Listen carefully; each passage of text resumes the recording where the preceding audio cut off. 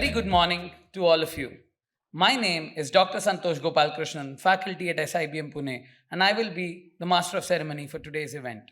Festival of Thinkers is a platform created by Symbiosis International University where thought leaders and stalwarts from varied disciplines share their thoughts and wisdom with Symbiosis students from various disciplines and faculty streams.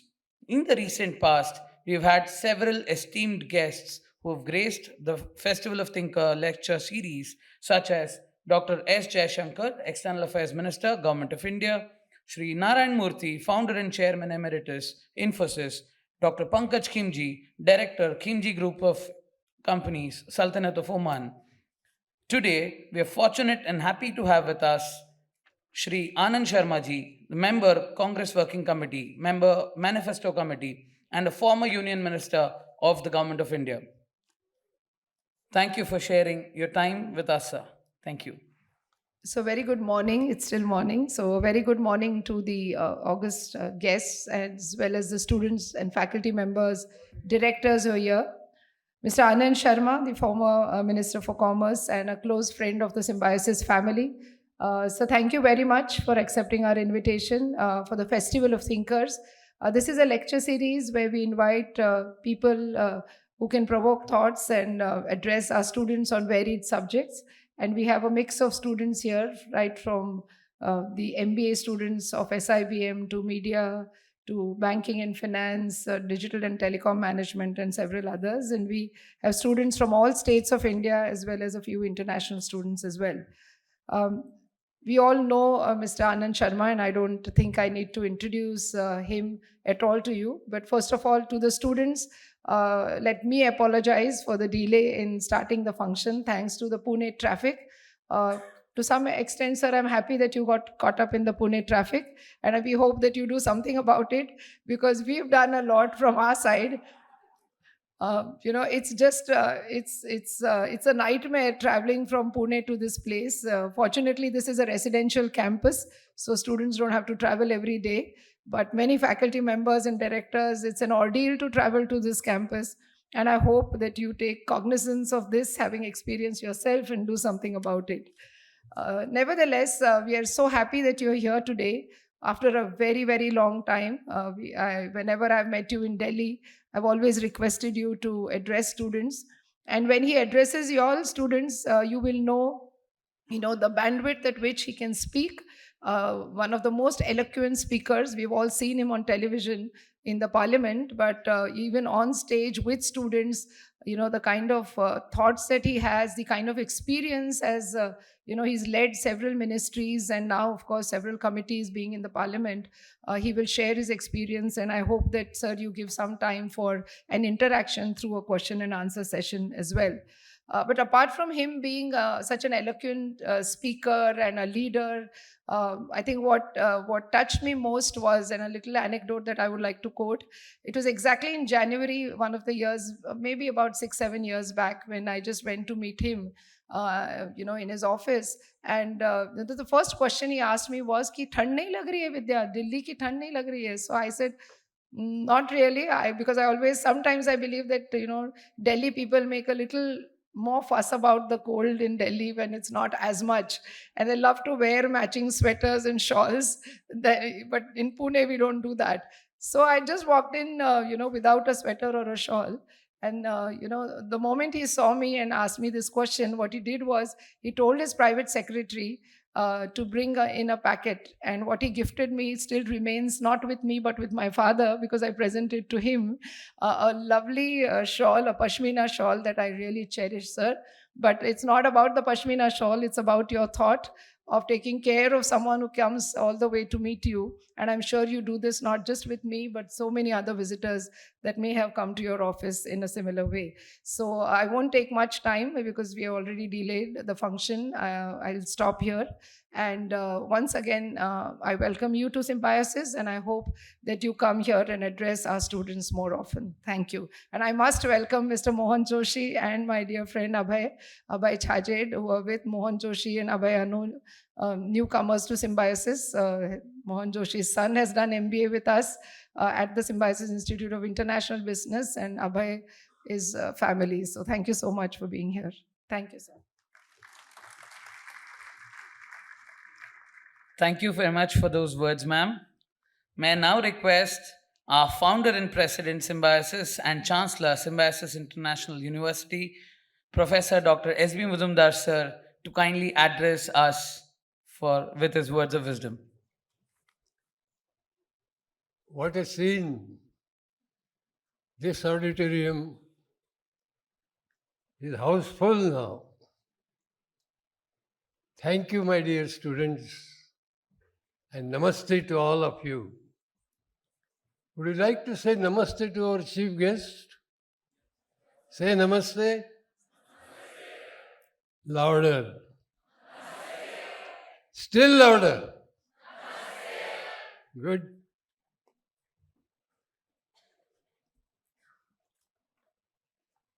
Anand Sharma ji, Dr. Vidya, Dr. Raman, who is the Vice Chancellor, a new Vice Chancellor of Symbiosis University.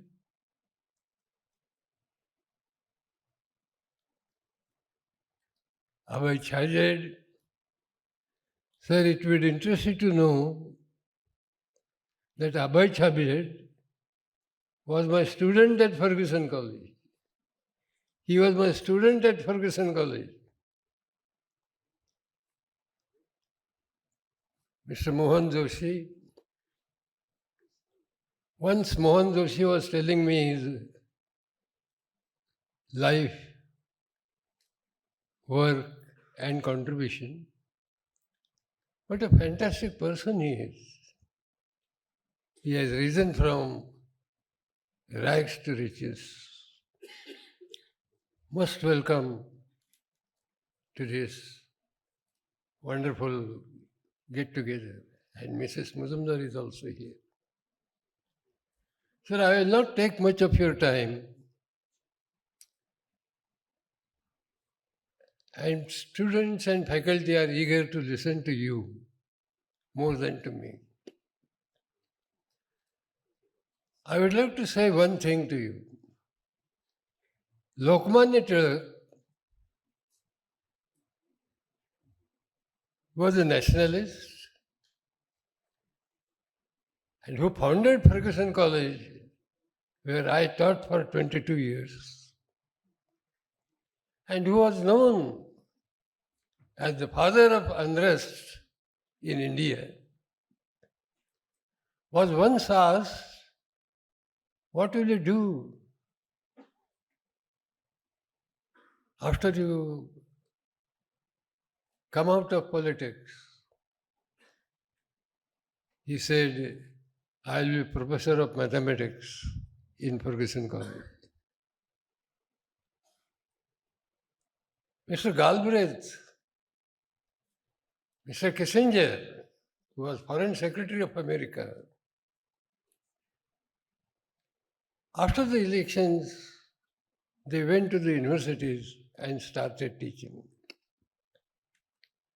Why I'm saying it today, to Galbraith, Kissinger, and so many? Because, sir, I treat you as one of them. Yes, because you are the one whom I appreciate for your thinking, for your in-depth analysis of all subjects. And I listened to you 2-3 times. And whenever I listen to you, I feel like listening to a professor. And therefore, my sincere request to you is that whenever you find time, please visit Symbiosis, address students, and more than that, address our faculty. Your motivation, the way you speak, your oratory, your presentation of any subject will ignite them, will inspire them. With this suggestion, I stop here and request you to inspire our students and faculty also. Thank you.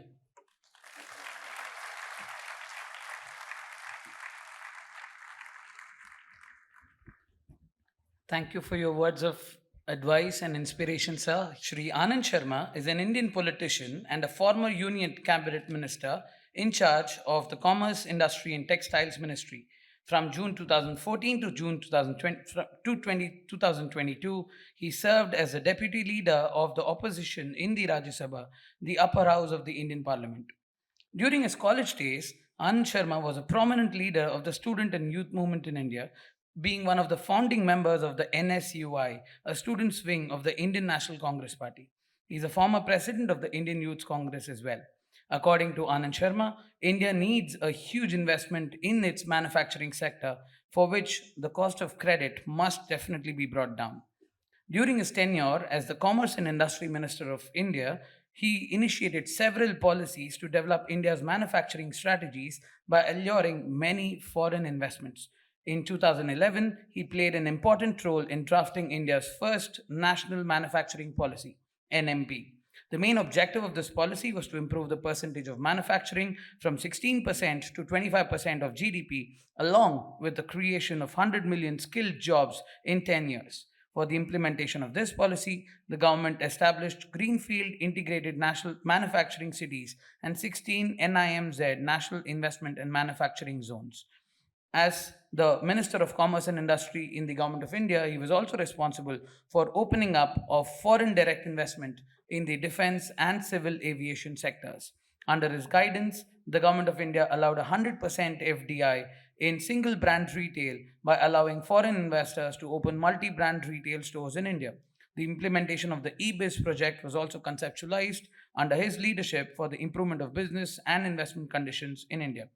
From 2010 to 2014, Shri Anand Sharma made several amendments to the foreign trade policy that resulted in an optimistic dividend for the country, and the merchandise exports of India almost doubled after he gave forward looking amendments to the FDI policy in India.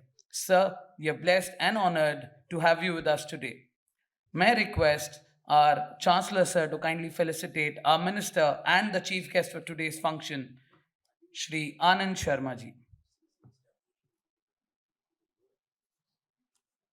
A huge round of applause.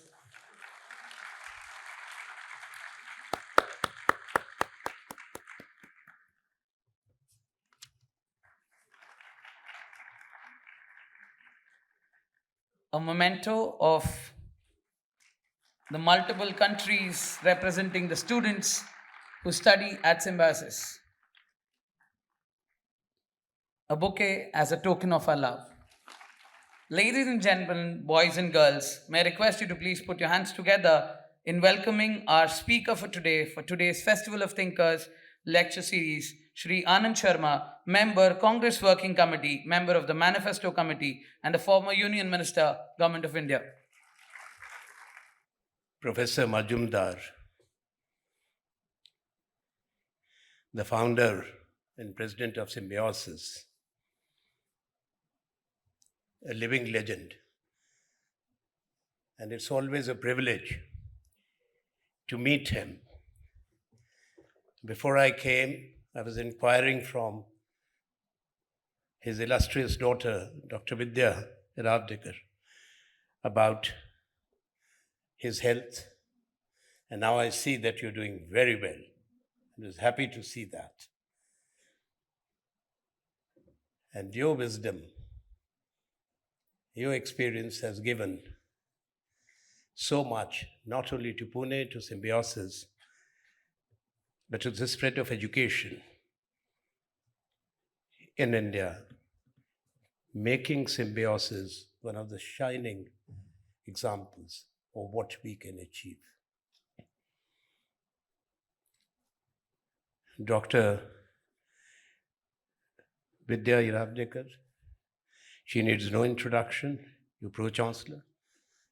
She has taken forward and expanded what started here in Pune, and we can see it all over, and in this beautiful campus too. I was very happy to hear about the medical university, the medical college, and the hospital and the services that it's rendering. The Vice Chancellor of the university, Dr. Raman, other members of the faculty, heads of departments who are present here. I have two distinguished colleagues who were recognized by Dr. Majumdar, Mohan Joshi and Abhay Chajad. Dear students, I am told that you represent various disciplines and the various institutes at this great university, from telecom to masters in business administration to finance to digital communication and maybe more. I'm very happy to be here in your midst. First of all, thanking Dr. Vidya at a very short notice to invite me to speak to you. It's a great honor and a great joy. We were able to make it, not on time. Everybody miscalculated. I also, equally guilty, because I could never imagine that the bottleneck could be so horrific that we moved 100 meters in 45 minutes. You won't believe it, but that's the truth. It happened today. We have seen metro construction in Delhi, which is huge, it is spread, is meticulously planned. Over the decades,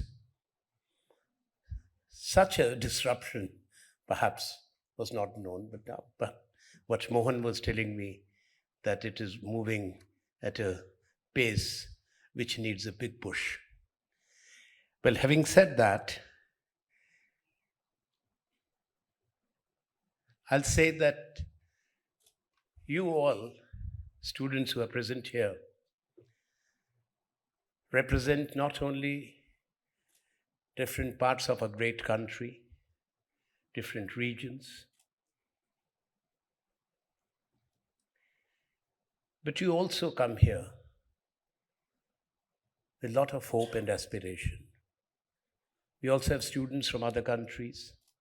This great institution has embraced not only the entire country, but the globe, thanks to the vision of Professor Majumdar, which has been continued and taken forward in a very impressive manner. You come here to learn. And all the students, as they learn, get better informed, not only by your teachers, who empower you and prepare you for the wider world when you complete your education to step out, to fulfill your dreams and your aspirations.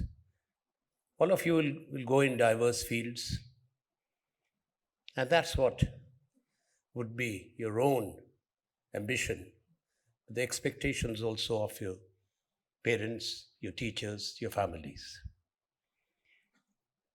We live in a complex world, and all that you are studying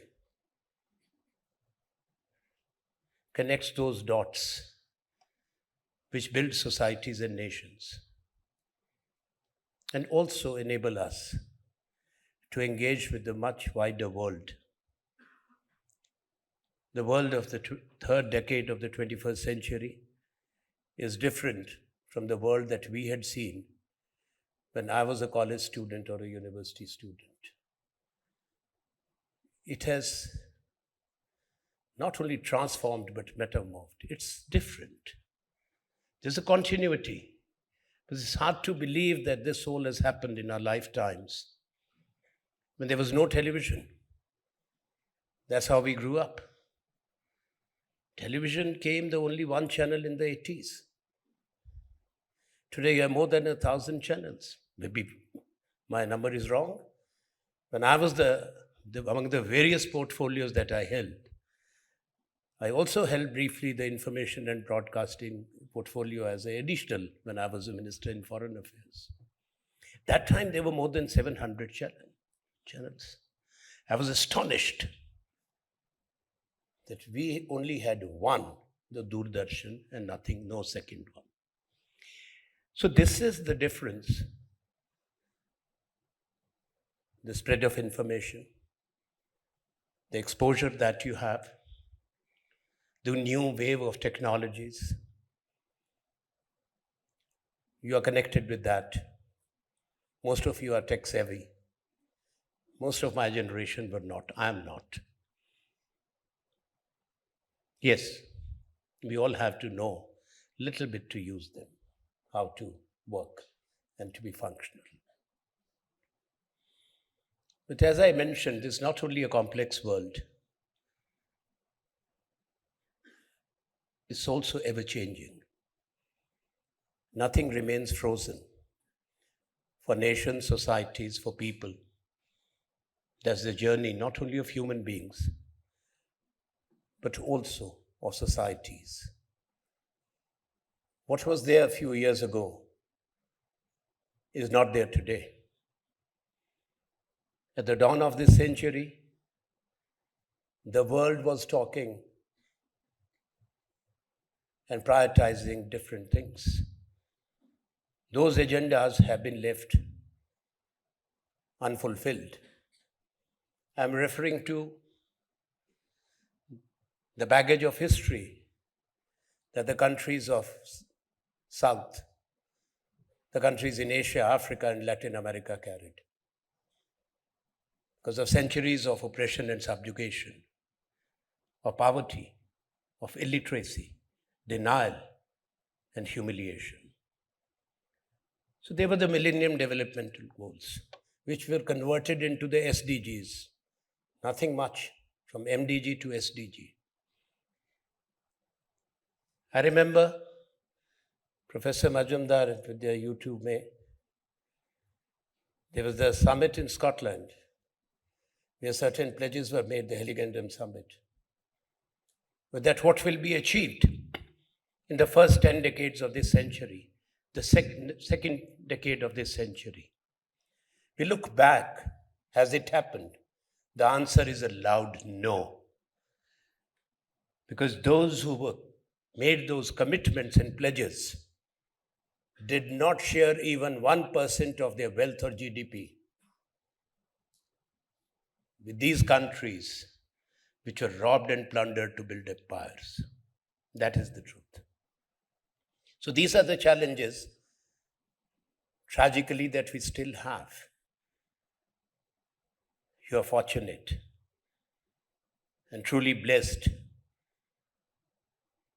to access good institute, good lab, university, and to learn and grow. Still, there are many who are less fortunate, who do not have access. Poverty, I have always maintained, is an accident of birth. It does not justify denial and denial not only of their share in resources as citizens, but also denial of opportunities and respect which every citizen equally deserves, every human being. Why I'm saying so? Because education is the true tool, as Mahatma Gandhi had said, of empowering the people. There's no greater tool but education. An educated son and daughter is aware of his or her rights, equally about the nation, its history, the world, and your own duties as you move forward. Today, we have to be very discerning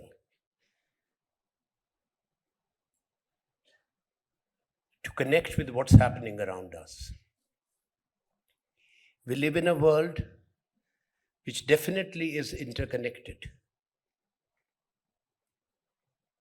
interdependent, connected by technology. We're at the press of a button.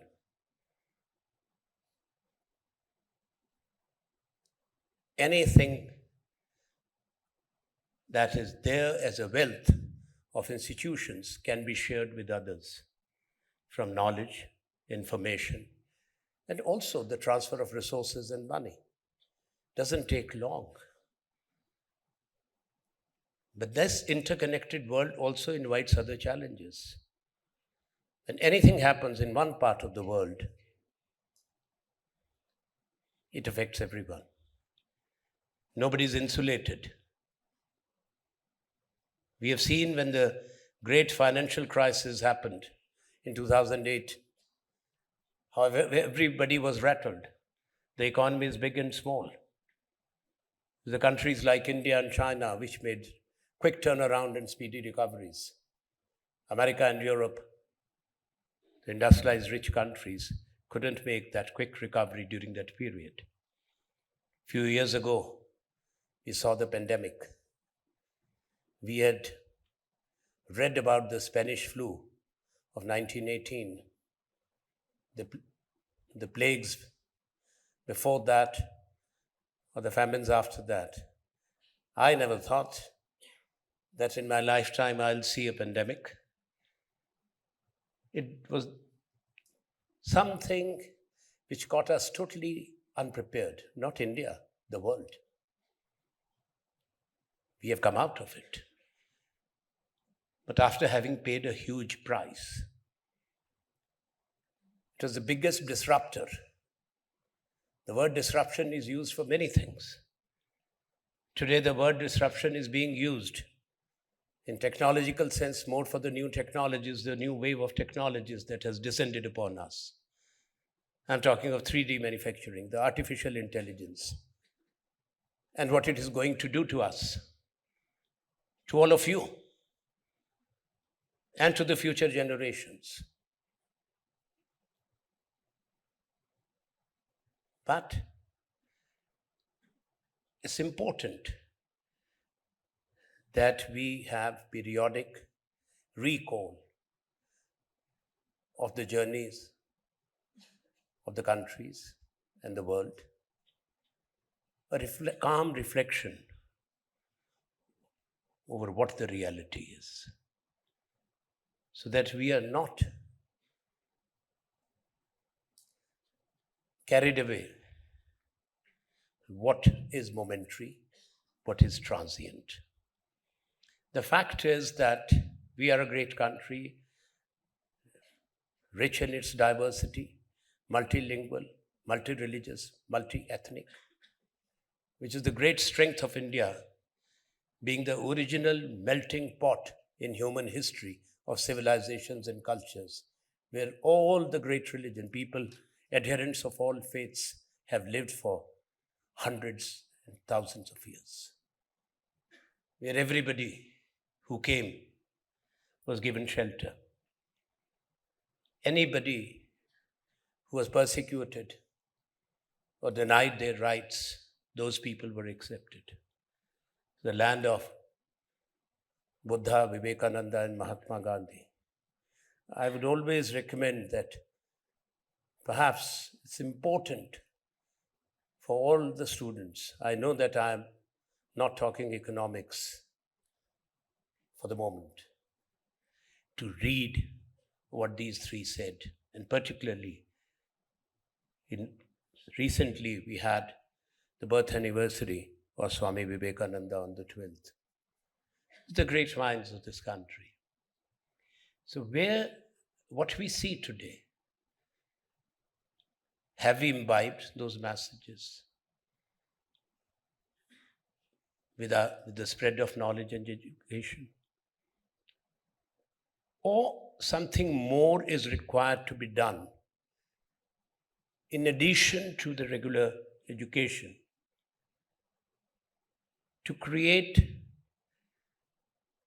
a society where there is compassion, where there is sensitivity. India has moved forward since its independence. We have built great institutions. There's not even a single decade of the 20th century where we didn't find great men and women, scientists, scholars, philosophers. Even when we were not a free nation, colonized by the Britishers, still we enriched the human society. It's part of history. It's a long list. We continue with that tradition today. It's not one or two. It's a very large number of men and women who have built the institutions, who have built our society, who have built our country. And it's those institutions. We may find it as a routine accepted thing today.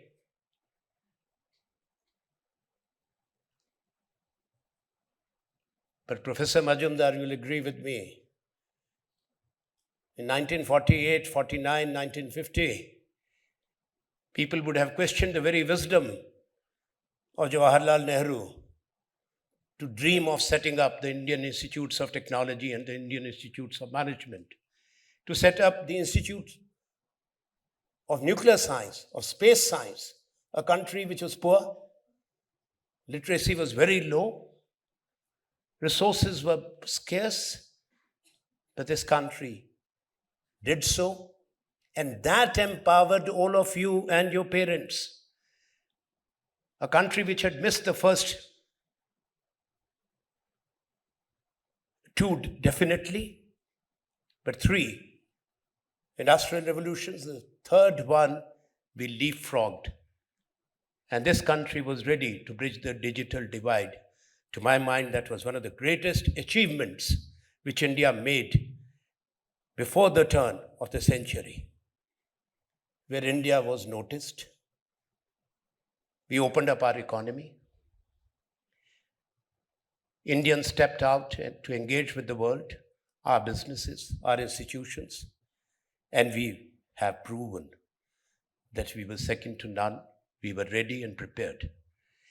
But we must never forget how difficult that journey was, how generations struggled to prepare the future generations to be where they are and where they aspire to be. It didn't happen by accident. Nobody gave it to us on a platter. With the opening up of the economy, many things came. We talk of foreign direct investment as I was being introduced. And thank you for the very kind words, very generous. Yes, that is something which is a continuum. We invest in other countries, countries invest in us because they see India as a land of opportunities. We could never think in terms of $1 trillion. We could only think in terms of billions of dollars, and that was also big and frightening amounts. By the turn of the century, we were not even $500 billion economy. In the year 2004,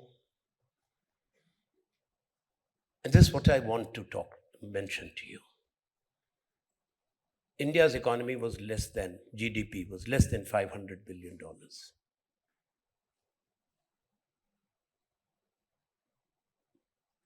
The decade that followed transformed. By 2014, India's GDP had quadrupled. We were $2 trillion. We had a great economist as India's Prime Minister, but who was instrumental or connected with the opening up in the 1991 as Finance Minister, Dr. Manmohan Singh. It's a difficult thing not easy, but very, very ambitious and very proud achievement for a country. Today, it may just sound that a multiplication or quadruple. But you must know, since the first industrial revolution, which began with the harnessing of the steam power and the setting up of the textile mills and other manufacturing industries in Great Britain, it took that country 12 years to double the GDP. After the second industrial revolution, America took 12 years. The first country in the history of the world to double its GDP in 1 decade was a country which was totally destroyed in the Second World War, which was nuclear bombed, Japan, which had no assistance from the rich countries who bombed them, unlike Germany or the rebuilding of Europe under the Marshall Plan. But Japan doubled its GDP. It's a great leader in innovation even today. And after that, the second country was again an Asian country, South Korea. The first country to treble its GDP is China. And in the history of the world, the first country to quadruple in a decade is the Republic of India. First country. That is where we are. Yes, we have moved forward. We are no more 2 trillion, but we are 3.7 trillion. I hope that it will be 4 now. It should touch 4 this year. So in 1 decade, we would only be doubling. We are a big economy with a population of 1.4 billion people. But I must also tell you that we still need to grow much more. Much, much more at a faster pace. We are growing. But look at the difference between us and our competitors and adversaries.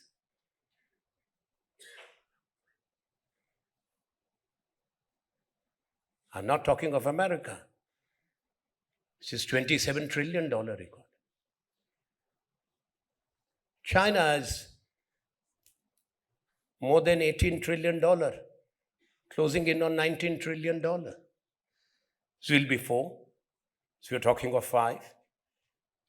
I feel I'll be very happy if I can see India galloping again and another golden decade that we can at least cross $10 trillion. That should be. You set the goal high, we'll reach somewhere close to that. Not saying that it is easily achievable.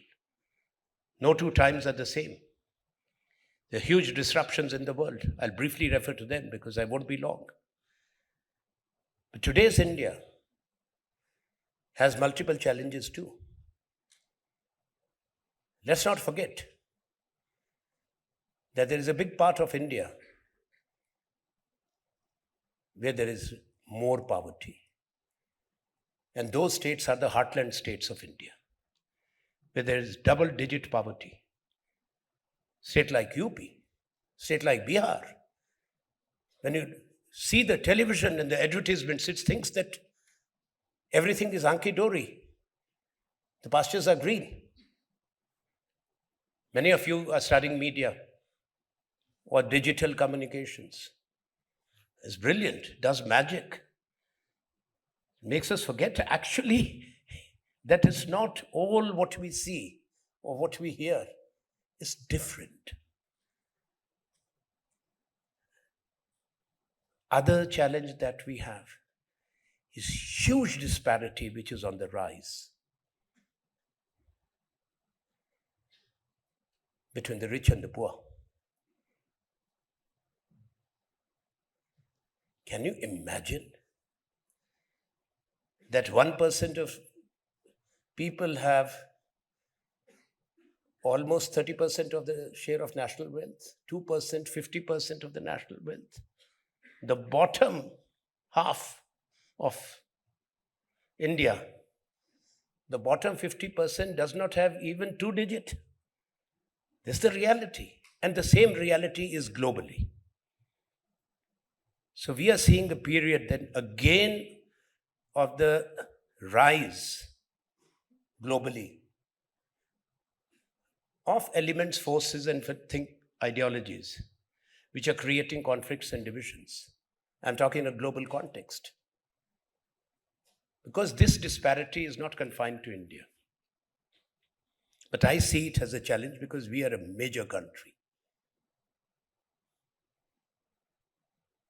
During the COVID time, I closely looked at what was happening. The MDGs that I refer to deal with the challenge of hunger and poverty.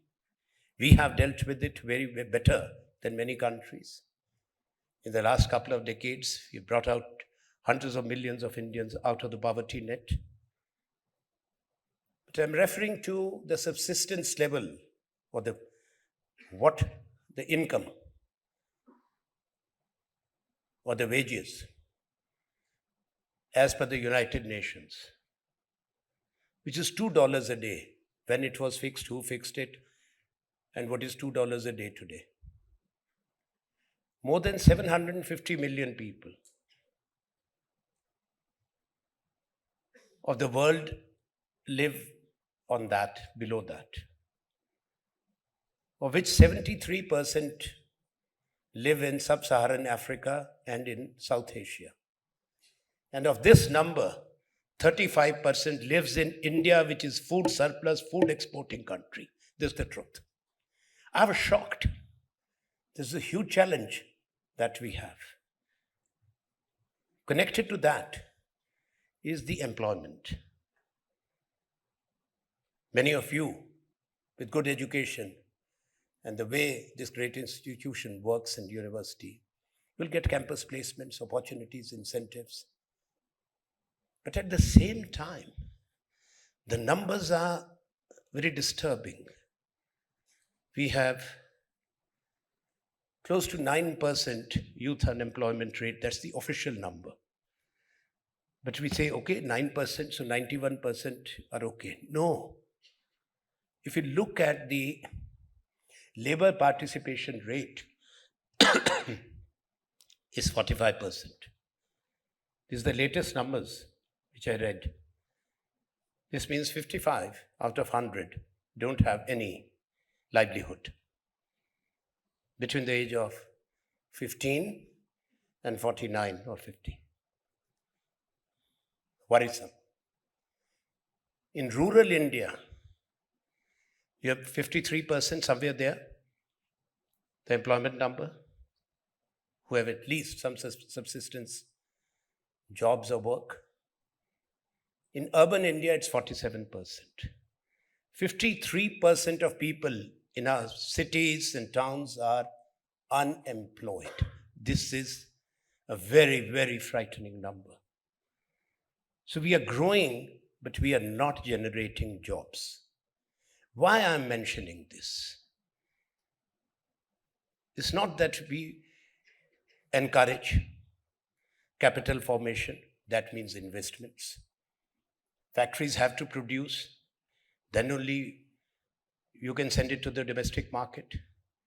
Your industries have to be productive, then only you can be globally competitive. You have to be connected with the global markets. The professor here introducing me was referring to the transaction costs and the manufacturing policy. Yes. Those were carefully thought through.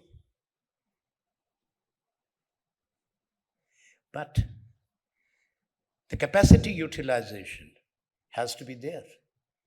That what you produce goes to some markets for which people must have the income to purchase and the consumption. So you all would be those who are studying economics or would be reading about the MBAs about the demand and supply and consumption. So supply is there. The demand is less and consumption is still lesser. As a result, close to 28 to 29% of India's installed capacity, I'm talking of productive capacity of the industries, is unutilized. Maximum this year, 2023, the capacity utilization was 71%. 29% is idle. You know what that means? So whether it's FDI or whether it's our investors, our private sector, where will they invest when your capacities are lying idle? Some may be wondering why I'm referring to all this. Because there is the other storm coming, artificial intelligence, which will take away a large number of jobs. Recent analysis and assessment globally is 40% jobs. Can we afford to have that disruption where I've given you the number of what actually we have on the employment or job front? How are we going to prepare ourselves? I think that also we need to very closely factor. Now, when we talk of global trade, we are doing well. But how well are we doing? I looked at the numbers of the first 9 months of our exports.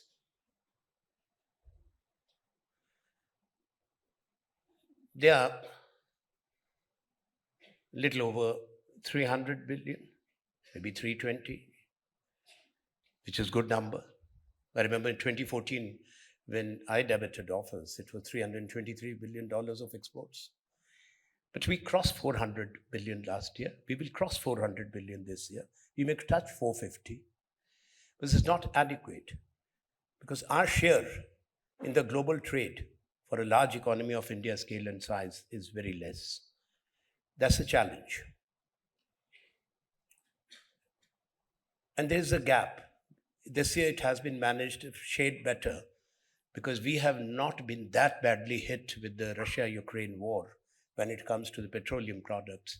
And we also import and refine and sell it to Europe and other countries. So that's where it has cushioned some blows when it comes to our foreign exchange reserves and the balance of payment position.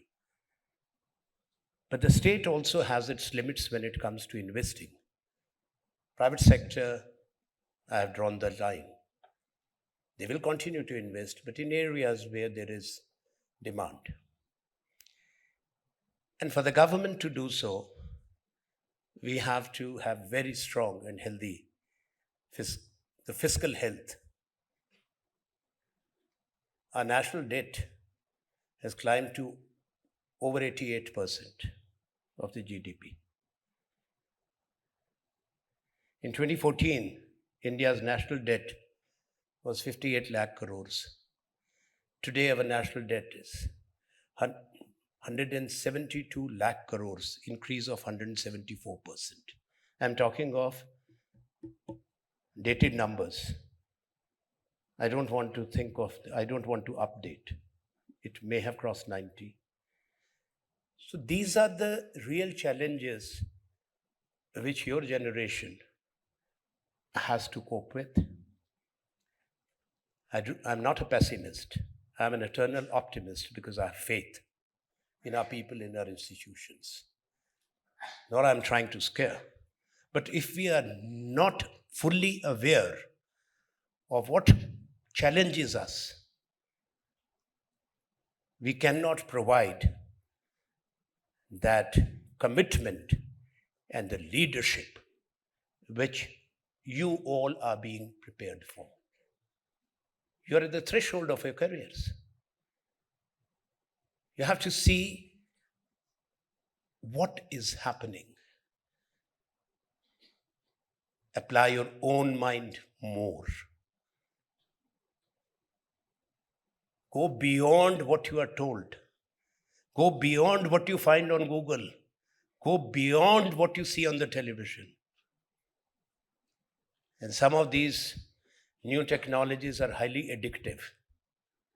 that also there is a other flip side of it, where many institutions have to protect, especially the vulnerable minds, where the usage is limited. Access should be there, availability should be there, but usage for young minds has to be very carefully calibrated. And it is, I think, for a society as a whole, parents have their limitations, teachers have their limitations. There has to be more awareness generated than what we have. I refer to Ukraine and Russia, but there's the other problem which has come up, that is Israel and Gaza. Now, what is Gaza? We all say, the English call it Palestine and Israel. Is actually the word is, original word is Philistine. Philistine is the sea people. And this strip of land was very rich. It has fought for its honor. It's a small tract where so many people are compressed, those who were displaced after the creation of the state of Israel. What is happening is horrible. There was solidarity with the people of Israel on 7th of October. But as UN Secretary General said, these people have been trapped to live in subhuman conditions, because they say Gaza is not a separate country. It's occupied land, occupied since 1967, after the Israel-Arab War. But what we're seeing after that is expanding conflict, indiscriminate killings. These are only numbers for the media, for big institutions of the world, that 2.9 million people have been displaced, or 1.9 or 2 million people. Small number? No. Living without food, without homes, without clothes, in bitter cold, without medicines. As a result, it is spreading. When most of our trade to Europe, we were unaffected, less affected by Russia, Ukraine, but our trade has been, because the demand has died down in many of the European countries, or some of, for example, of our textiles, or some of our agri-produce. But to Europe, 30% of India's, 15% of our trade is with Europe, and all of it goes through the Red Sea. We follow Suez Canal, we follow this route. If we go around the Cape of Good Hope, we'll be adding 2 to 3 weeks of additional transportation time, adding to the costs, and making our trade and exports unviable in prices. So these are some of the things which I thought I would flag. There was a reference made of many of the things that we were able to do. It was a duty and a responsibility. I've always said, I was privileged and fortunate to be in positions where some initiatives could be taken. But before I raise my statement, or whatever you say, the lecture, there was a reference to the manufacturing, among other things. And the various areas opened up. You all have access to those tools of communication. You can find out more. But just to share with the students, what triggered the national manufacturing policy? Why? I was traveling abroad as your minister, and I read in the newspapers that there was interviews which were fixed for 100 positions of ITBP, and the interviews were fixed for at Bareilly. And more than 100,000 traveled on trains unemployed young people. Interview was cancelled. They traveled back on the roofs of the trains. 43 of them died, 100 jobs only. And that made me stand up and say that no. We set up a task force with the industry, said India must have a national manufacturing policy with defined goals. We were able to move forward. Vested interests always are there, entrenched interests who oppose progressive things. But we were able to do it. Won't go into details, but there were 18, not 16, national investment manufacturing zones, and the smallest one is in fact in the state of Maharashtra, near, Maharashtra has more than one, by the way. Shendra Bidkin is also there. But this one is near Nagpur, I still remember, Kuhi Umred Taluka. The largest one is Dholera, Gujarat, 903 square kilometer. That's all part of national manufacturing policy, and it's a NIMS, National Investment Manufacturing Zones, the notified manufacturing cities, which are single window clearance, which are pass-through benefits. 18 were notified. The second largest is in Haryana. That is in Manesar Bawal, is 403 or 407 square kilometers. Then you have the Pithampur Dhar in Madhya Pradesh. Then you have Pali Marwar. These are all 300 square kilometers plus cities. And so on and so forth. And the industrial corridors. Delhi, Mumbai, Amritsar, Kolkata, Chennai, Bengaluru, which has been extended up to, now moving up to Chitradurga. And the spine we were working on, and the present government is also working on, is the Bengaluru, Mumbai, which I use the word spine even then, because that is the two great cities, the financial capital of India and the manufacturing capital. So these are the things which are there.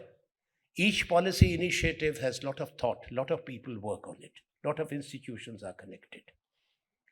India, dear students, as I mentioned, has been built over decades and decades.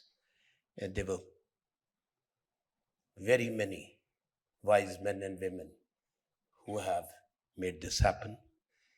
And last thing is to remind you of the Constitution of the Republic and recommend that each one of you must read and reread the preamble of the Constitution and the history. You don't have time. One day you will have. When you have any doubt, try to go through the debate of that particular article in the Constitution or the Chapter 3 rights, the fundamental rights enshrined and justiciable, which were given to you by the framers of the Constitution. That is what is the power of the people of India.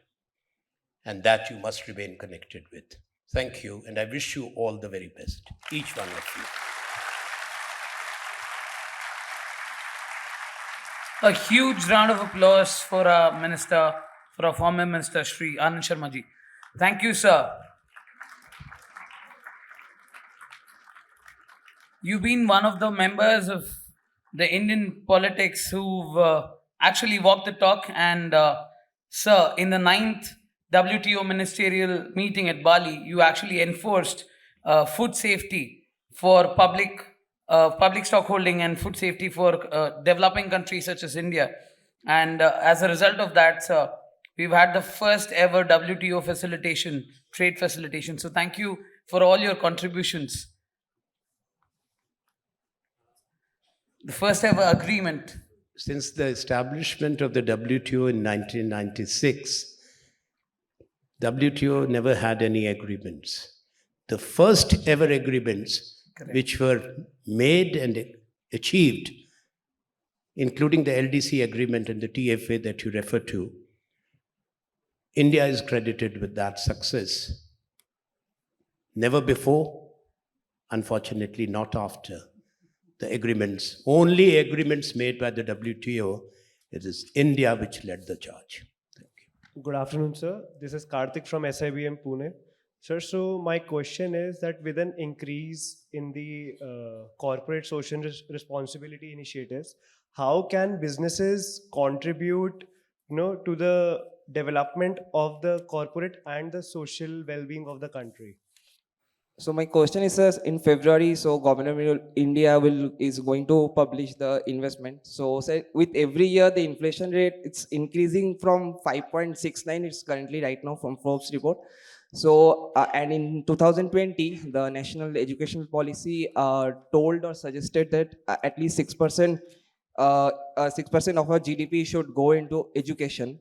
So you just told about education and GDP and how China and Korea and Japan they came with education. So what do you think about that?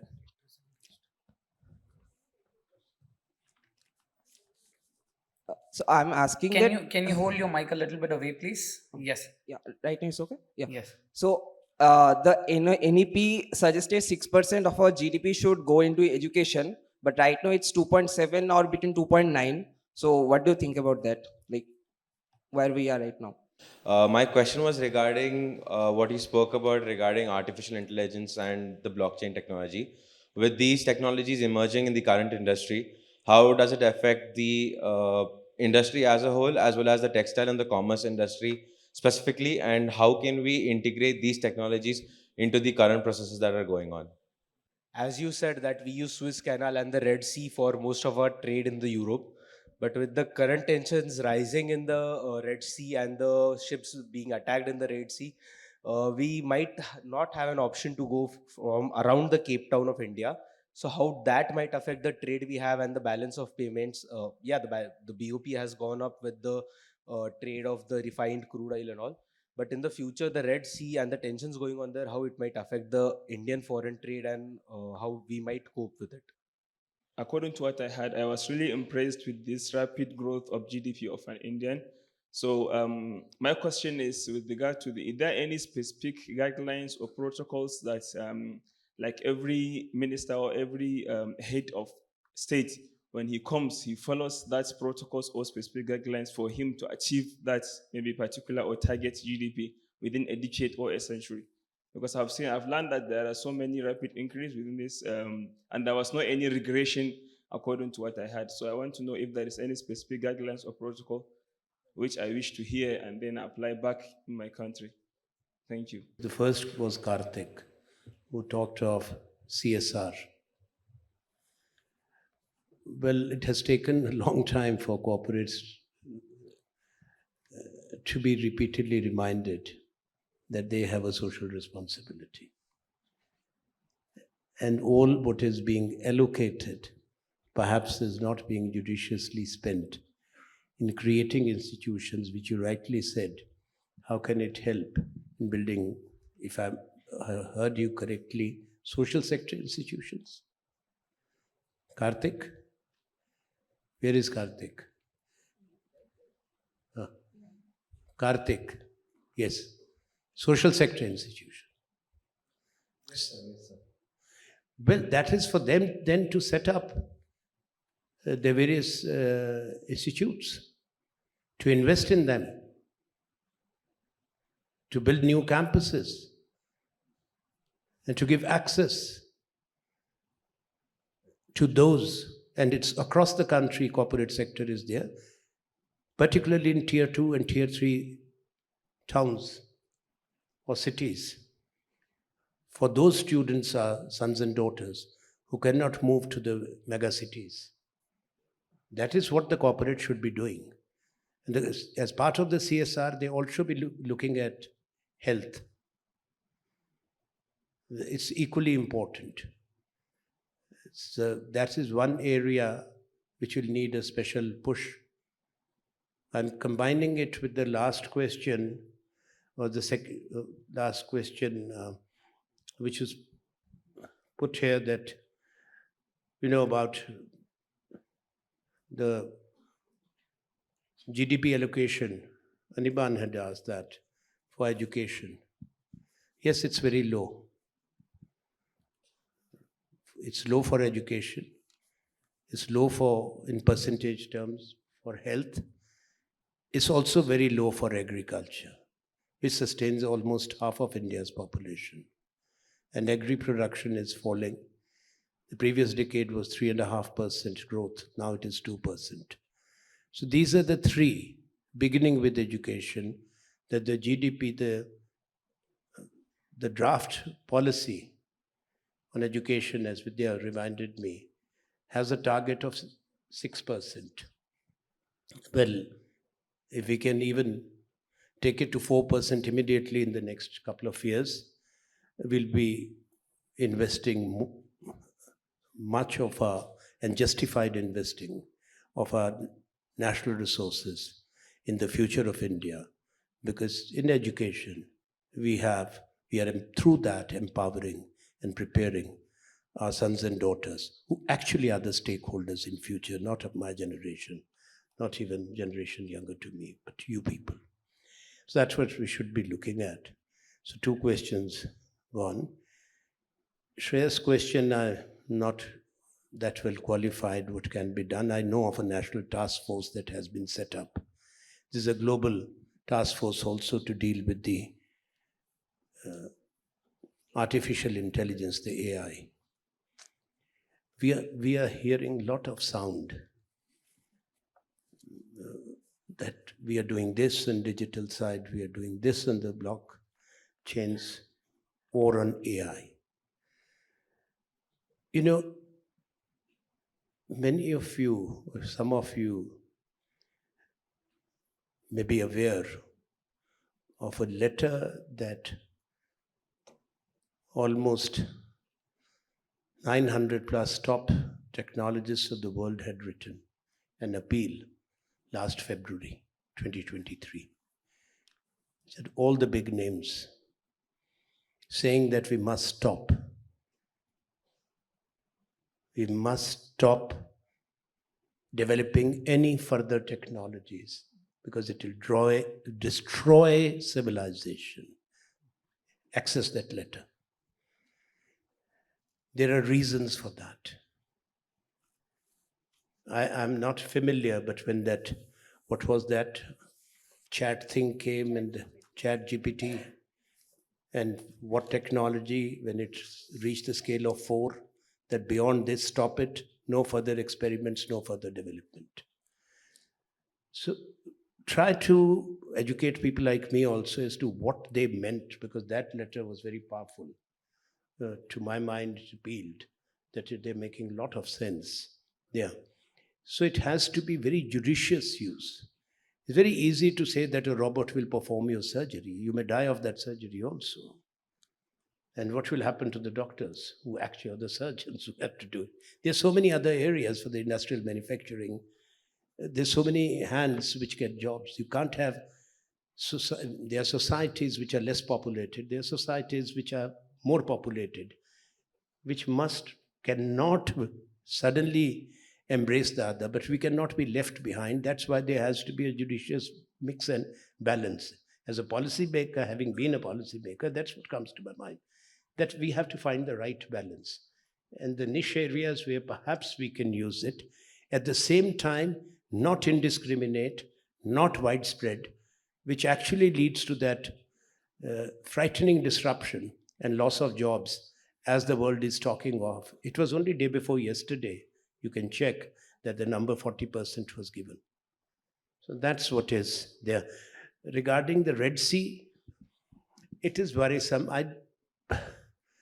India has good relations with most of the countries, but when there is war, when there is conflict, then you get sucked in somewhere or you get hurt. It is spreading. Yesterday it has spread a bit more. One would be worried if Iran is fully drawn in and other countries of the region, particularly countries like Syria or Iraq, which still has an unsettled score with Israel on the Golan Heights, which was seized in 1967, then it can be a problem. Already it has spread definitely to Lebanon. So far, Hezbollah has not been fully drawn in. Hezbollah is a militia, assessments are far, far bigger They have access to much more missiles and rockets than. So it's nobody wants to see it's not a picnic. We don't want this war to expand.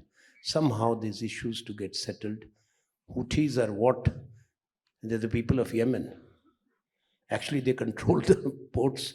They control Sana'a, the capital. They have been fighting for long. And for them, these people have, over decades and decades, fought and died. So when there is this time, I see a situation which has actually not happened. I have watched the earlier siege of Beirut when Yasser Arafat had to be rescued with the intervention of Indira Gandhi, India's prime minister, when Indian Navy ships brought him out, the siege of Beirut. So we have seen those crises, but after that, all the crises, every decade there is some fighting and there is some people die. And Gaza has been under siege for years and years with only one crossing. That's the Rafah crossing between Gaza and Egypt, and that's very painful because there are other crossings there. Let's hope and pray that this conflict is contained. I have one observation to make. For the multilateral order to be preserved, multilateral institutions have to do their duty. The only organization which we have is the UN Security Council. UN Security Council has P5, permanent 5, who have the veto power. The others are rotational members, which we have been many times for 2 years, 2 years, 2 years. And it is the successor organization of the League of Nations, which collapsed and could not prevent the Second World War. I'm afraid the present UN has to be reformed. We have been fighting for it even when I was sitting in South Block as a minister in external affairs. It has to be inclusive and representative of the contemporary world. How can they restore order when they exclude a substantial part of humanity? How can we have a representative multilateral body to restore global order and contain such situations, which does not have a single, the entire continent of Africa, 54 countries, not represented, Latin America and Caribbean, to big countries like Brazil, Argentina, and not represented. Japan, reunified Germany, big powers, strong countries, not there. And the largest democracy and a major country, India, Republic of India, not part of the permanent membership of the UN Security Council.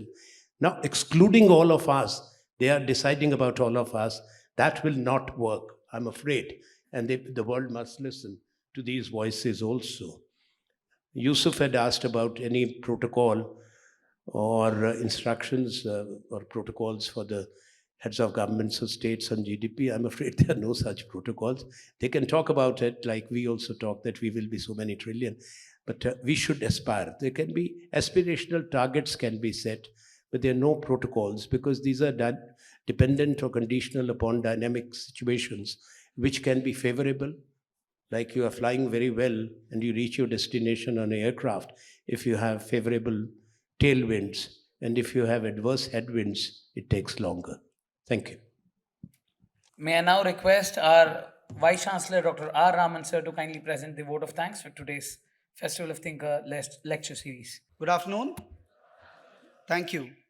While I stand here between you and your lunch, trust me, while I'm going to deliver this vote of thanks, by chance, if you have missed something which Mr. Anand Sharma was speaking, you will not miss it. Listen to this vote of thanks. Because I'm going to cover, while I thank Mr. Anand Sharma for his address here. Dr. Mujumdar sir, who is the Chancellor here, Dr. Vidya, Pro-Chancellor, Mr. Anand Sharma ji, thank you for coming in here, faculty members, staff members, students of various institutes, a very good afternoon to all of you. I have the privilege of delivering the vote of thanks today. While I do that, I'll be thanking Mr. Anand Sharma by summarizing what you have told right now, sir. It was a fantastic address, and I was mesmerized by the quant knowledge that you had, the statistics that you were constantly quoting while your speech was truly amazing. You started your speech by telling how fortunate the students here are, and you gave an anecdote of how many TV channels have changed from the 80s to what it is today of 1000 plus, and how the world has become more complex, and how change is the only thing which is permanent. You also spoke about how the Millennium Development Goals have changed to SDGs and the challenges which were there, how they still remain now, and how fortunate students are to get access to education while so many of them out here in India in the rural parts still don't have, and also emphasize the importance of education. You spoke about how technology has made the world more connected, especially for sharing resources, and how it throws up its own challenges. You spoke on disruption of technology and its impact, and also went into the greatness of our country about the diversity and inclusion that has been ingrained in our culture. You spoke about how the society needs more compassion and sensitivity, and the role of education that it has to play in ensuring that this happens. You brought in major insights of how visionary stalwarts thought big for this country, especially in the area of be it education or space research or many other sectors where decisions and strategies were made, which has made what India today is. You spoke about how the growth story of GDP of this country, which grew from what it was in 2004 to what it became in 2014, in comparison to other countries, which is itself something to be celebrated. You spoke about why it is important to set goals and also aspire big in spite of multiple challenges that are there, and also spoke about the disparity of wealth distribution. Some insights about youth employment rates and statistics possibly were an eye opener for many sitting here. Otherwise, they don't get to know because they generally go about what the media tells and what is shown to them. You gave an advice of how to apply their mind and go beyond what they see or hear, which is a real great piece of advice to all students here. You then spoke about the Israel Gaza conflict and the challenges that it has for the or for the trade, the global trade, and also gave the story behind the national manufacturing policy and how it actually came into picture. You concluded your talk by giving a fantastic advice to read the preamble of Constitution and especially the fundamental rights. It was a fantastic address. It was a great session giving a lot of statistics and insights which otherwise many people do not get to know because they get carried over by the media, what the media is showing them.